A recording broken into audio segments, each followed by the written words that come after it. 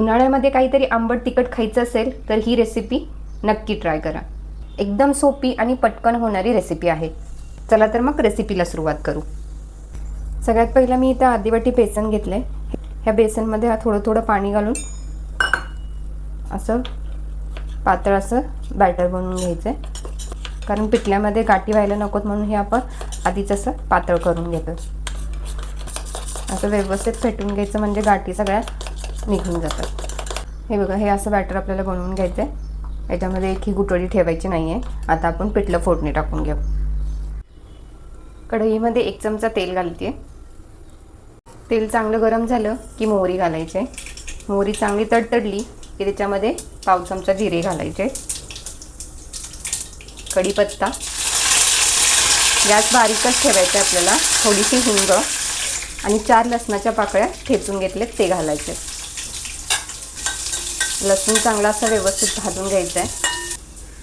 आता याच्यामध्येच माझ्याकडे ठेचा होता, तो मी 1 चमचा घेतला आहे. ठेचा नसेल तर मिरची चेचून घेतली तर चालेल. लसूण आणि मिरची चेचून घेतली तरी चालेल. आता हे ठेचा भाजून घ्यायचा आहे. याच्यामध्येच चिमूटभर हळद घालायची आहे. फक्त अशी थोडीशी परतवून घ्यायची. इथे 2 चमचा मी कैरी किसून घेतली आहे, ती घालते याच्यामध्ये. आंबट असेल थोडी कमी घेतली तरी चालेल. आंबट तुमच्या आवडीनुसार आहे. माझी आंबट आहे म्हणून मी 2 चमचे घेतली आहे.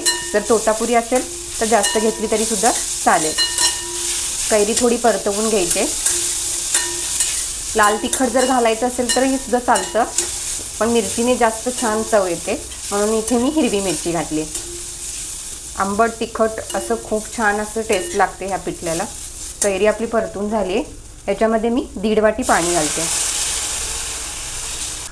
अर्धी वाटी पिठासाठी 1.5 वाटी पाणी. मस्त खमंग असं वास आला. फोडणी आपली चरचरीत बसली पाहिजे म्हणजे पिठलं खमंग होतं. आता ह्याच्यामध्ये चवीनुसार मीठ. पटकन होणारी रेसिपी आहे आणि आंबट तिखट चव भाकरीसोबत गरमागरम भातासोबत खूपच छान लागते. 1-2 उकळीमध्ये कैरी आपली शिजली जाते. याच्यामध्ये अगदी छोटासा तुकडा गुळाचा घालते. तिखट आणि आंबट व्यवस्थित चव लागावी म्हणून, आंबटपणा जास्त व्हायला नको म्हणून.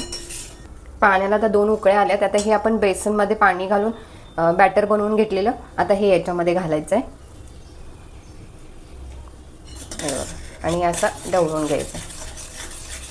गॅस बारीकच ठेवायचा आहे. हे बघा, बेसन असं व्यवस्थित मिक्स झालं आहे. हे असं व्यवस्थित ढवळून घ्यायचं आहे. गॅस बारीक ठेवायचा आहे आपल्याला आणि याच्यावर झाकण ठेवून 2-3 मिनटं वाफ देऊन घ्यायचे. आता हे अंगावर उडतं तर आता ह्याच्यावर झाकण ठेवायचं आणि 3 मिनटं बेसन शिजवून घ्यायचं आणि गॅस एकदम बारीक ठेवायचा. 3 मिनटात आपलं पिठलं तयार होतं आहे. पटकन 3 मिनटं झालेत. मस्त खमंग असं कैरीचं पिठलं आपलं तयार आहे. गुठळ्या अजिबात नाहीत. किती छान सुंदर झालं आहे. चवीला तर खूप अप्रतिम असं लागतं.